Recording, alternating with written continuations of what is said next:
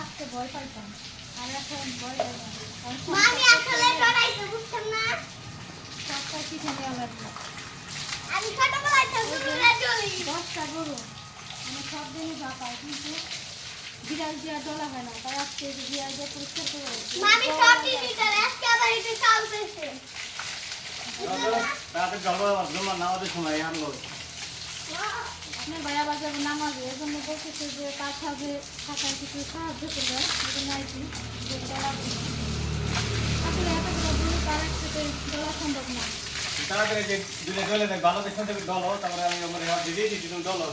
আচ্ছা দেখতেছি স্যার, গরুটা খুব শান্ত। শান্ত, আর নতুন বাচ্চা দিচ্ছে কয়েকদিন হলো, 8 দিন হয়েছে ওনার বাচ্চা দিচ্ছে।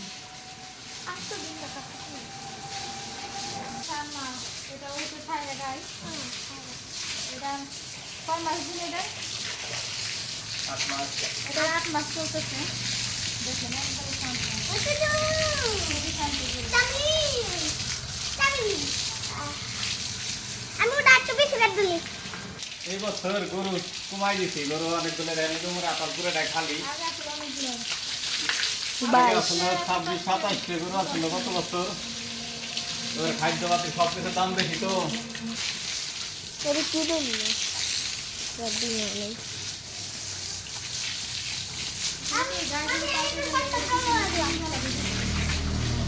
গায়ে ধরে যত ঠান্ডা, এটা এবার আশা করতেছি আমাদের আধা মন দুধ হইব প্রথম দিয়ে নেই।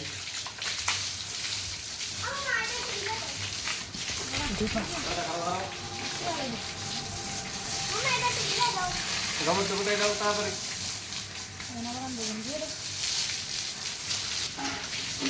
ওই ধরলে ঢুকে গ্রাইন্ডার দেওয়া বাসার করতে।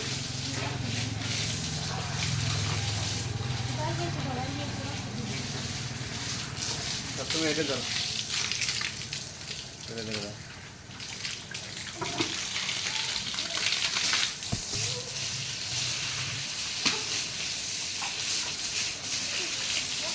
এই যে এটা সার বাস্তা, এটা বকনা, এই যে এটা সার বাস্তা।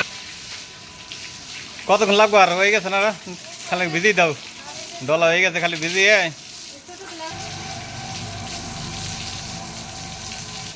এই যে গাইটা আমাদের সবচেয়ে বেশি দুধ হয়, 25 লিটার। এই যে দেখেন কত বিরাট, 2বার দোয়ান আছে, তারপর ওলাম।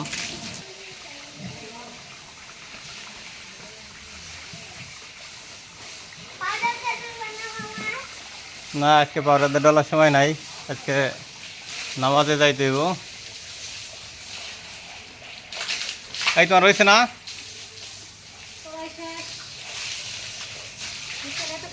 আপনার বাড়িতে একটু দোকান করেন, তাহলে দোকানটা আমার এগুলো খাওয়াতে হয়, সে শুধু গাড়িটা ধোয়া চলে যায় বাজারে, এগুলো কিন্তু আমার একা একা খাওয়া লাগে। যেহেতু দোকান আছে, দোকানটা চলতে হবে, তাই না? আর আমি অবসর সময় থাকি, এর জন্য আমি এগুলো ঘুরিয়ে খাওয়াই। আবার বিকাল হলে এই যে এমনি করে গোসল করাই দিই, গরমটা তো একটু বেশি।